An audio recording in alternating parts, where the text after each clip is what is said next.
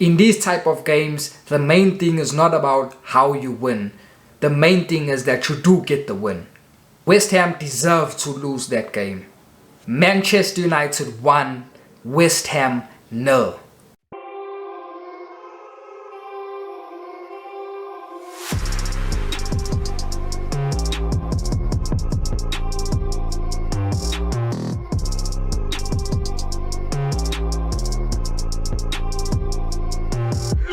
These are the type of games that we generally struggle to win.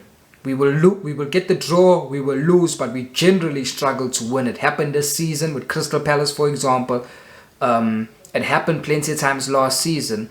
One of the reasons why we struggle to break down low blocks and to break down compact defenses is because we don't have a system, and the level of coaching at United is so low. So it's all about individual brilliance to break down that low block. And this was a game that we needed a bit of luck. We needed a bit of luck. I wouldn't say we were poor. We weren't poor at all. For me, we were borderline played well. We borderline played well for me. And I'll tell you why I say that. Is because you have to take into consideration the team that we had put out. Oli had no other option but to put that team out. That was the best 11 that Ole Gunnar Solskjaer had on paper to put out, because a lot of our players, our top players are all out injured. You look at Cavani, Martial, Van der Beek, Paul Pogba. There's a lot of injuries that we do have right now. So that was Ollie's best team that he could put out. And I thought that team done well. I'm going to be honest with you. I thought that team done well. We caused West Ham problems. In the first half, Marcus Rashford had a golden opportunity that he should have scored.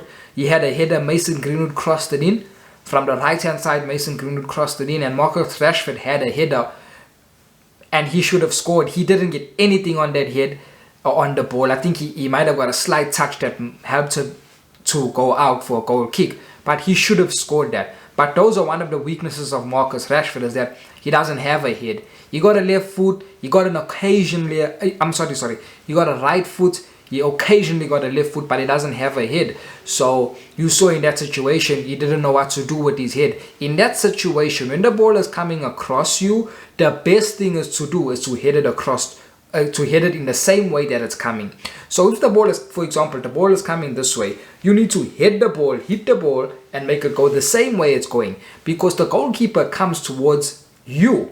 The goalkeeper is moving with the ball. So in the same direction the ball is going, the goalkeeper moves that way. So you need to hit it across to where the goalkeeper is moving, and it's a sure goal. Marcus Rashford did not do that. He wanted to help it along the same way it was coming. No, you need to hit the ball the way that it came from. Not the way that it's going, the way that it came from. Does that make sense? So Marcus Rashford did not do that. And he's not a good header of the ball. So that was a situation where we should have scored. Couple moments later after that, Mason Greenwood took the ball, had the ball from Bruno Fernandes, and Fabianski pulled off for me a world-class save. About Mason Greenwood, this was one of his best performances that I've seen this season. Mason Greenwood has been poor this season. Let's not sugarcoat things, guys. He has been poor this season. Along with Martial, they've been poor. The standards and the heights that they hit last season, they are well below those heights this season. Mason Greenwood has been poor this season, but for me, this was one of his better performances. He looked like our biggest threat from the attacking point of view. The biggest threat from the attacking point of view. He was sharper and better than Marcus Rashford, better than Daniel James, and you can say also better than Bruno Fernandes. He looked like, out of all those players, he looked the most likely to score a goal. And this was one of his better performances. This was a performance that I liked of Mason Greenwood. I thought he done all the things that I wanted him to do. He was getting on the ball. He was making crosses and passes like the one he gave for Rashford. He was shooting. He hit the bar. He hit the bar twice in this game. So it was a really good performance from Mason Greenwood, and I think he needs to kick on from here, because we do need him. We need him to cement that right wing position, because another player that I'm going to bring up right now, and this is why I say Mason Greenwood has to cement the right wing position, because Daniel James is not good enough. The whole team, I feel the whole team performed well. Every single person in this team performed well, but Daniel James. Daniel James should never be at Man United. Daniel James cannot make it in any top 10 club in the Premier League. I think he can play in the Premier League. I do think he's good enough to play in the Premier League, but not for a top 10 team. Not by a long shot. The boy's got very low, his technical ability is very low. His footballing IQ is even worse. The only thing he can do is run, and he runs into blind alleys. Oftentimes, even if you watched in the second half, when West Ham came out attacking and they gave us grass to run into, Daniel James would run into that grass brilliantly, use his speed, the only thing he has. And once he sees there's nowhere to go, he turns around and he plays the ball back to Wan-Bissaka or whoever's behind him. So that's definitely why I say Daniel James is not good enough to play for us. And he was the only player in the whole team that had a poor game. The standout performances for me were Harry Maguire. I think this was his best game of the season, because he as well has been average this season, looking like a 40 million player instead of an 80 million player, looking like we got robbed for 40 million, as I'm saying, because he looks like a 40 million player, so the other 40 million we got robbed. But I think this was one of his best performances this season that I've seen of him. He was colossal. He was everywhere. He was blocking everything, putting his head on things, putting his feet on things. They could not get past him. And this is what we want to see of Harry Maguire. Just that he doesn't show us this. So I think this was one of his best performances. Luke Shaw was outstanding. Outstanding in the first half. He was our best player for me, and he was our only attacking outlet that we had in the first half. In the second half, West Ham looked like they dealt with him a bit more, because he did not have the freedom to go forward as he had in the first half, sorry. So it was Harry Maguire, Luke Shaw, and for me, Mason Greenwood. Those are the three players that you can say you can give them man of the match. All three of them were outstanding. But the whole team performed well generally. Those were just the standout performers. The whole team generally performed well. The whole team performed well, but Daniel James. Marcus Rashford is himself. He looks dangerous. He looks like he can do something, but when he gets to the final third, he doesn't use any skill to go past people. He just runs and they get the ball. He has to sharpen up. I don't know if he's 100% fit, because late in the second half, you saw him going down, bending over. So I don't know if it's fatigue, and I don't know if he's picked up a knock, but I don't think he picked up a knock. I just think he was upset with himself that he could have done more in this game and he did not do it. West Ham deserved to lose. Any team that sets up negatively and that comes into a game with negative tactics and to play negative football deserve to lose. Tottenham deserved to lose. Atletico Madrid deserved to lose, and yes, West Ham today deserved to lose. They did not come to play football. They came to get all their men behind the ball and play for a 0-0 result and come away with a 1 point. Instead of going for 3 points, to come away with 1 point. And teams that set up negative like this, they deserve everything that they get. They deserve to lose games. They deserve to draw games. And I was of that same mindset last season with United when we were playing predominantly on the counter-attack and sitting back, and I said United deserve to lose. You can never be playing that type of football. West Ham should never be playing that type of football. West Ham looked a better team in the second half after we scored our goal. They came out, they brought their substitutions on, Lanzini and Benrahma, and they looked better. They looked like they could score, albeit they never have many shots on target, but they did look like they could score.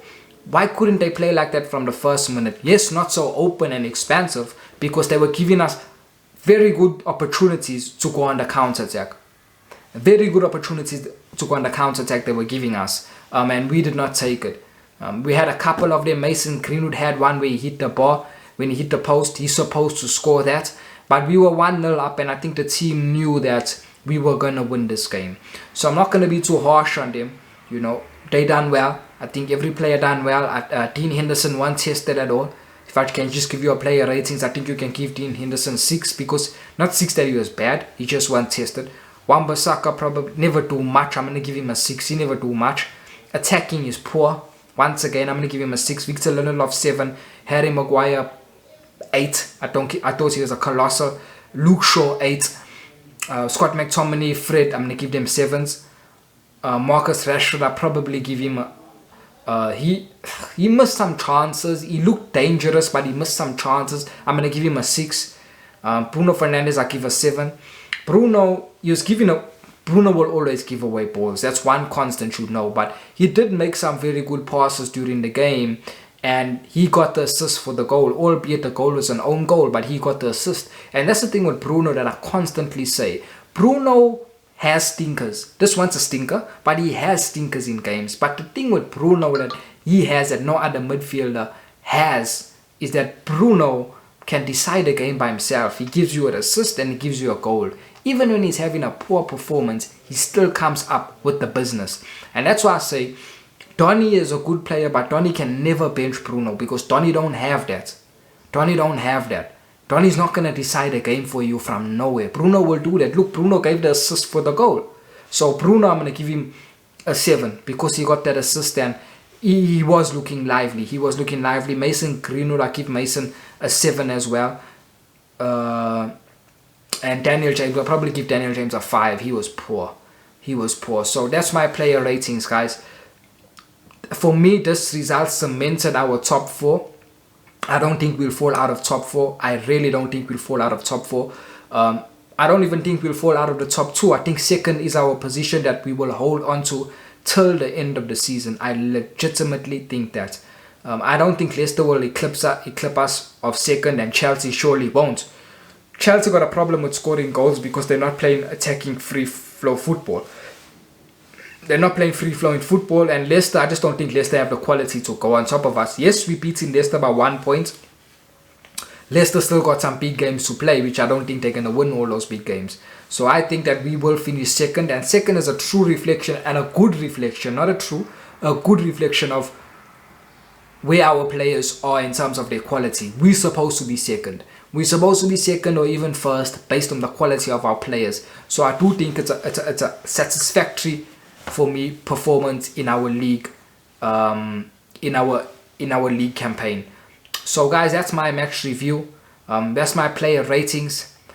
Happy we are second. Happy we still second, and I'm happy that for me we have cemented our place in the top 4, and Champions League looks likely next season. Yes, according to the points and according to mathematics, we can still drop out of top 4. Yes, but I don't see it happening. Let's be honest. We're going to still drop points. Chelsea's still going to drop points. Leicester's still going to drop points. The only team that might not drop points is City. But they've got the league already. It's not a matter of if, it's a matter of when they win the league. It's not a matter of if. So that's my match review, guys. If you're watching this video and you haven't subscribed to the channel, hit the subscribe button now and hit the thumbs up. I'll see you for the AC Milan versus Man United game on Thursday. Cheers.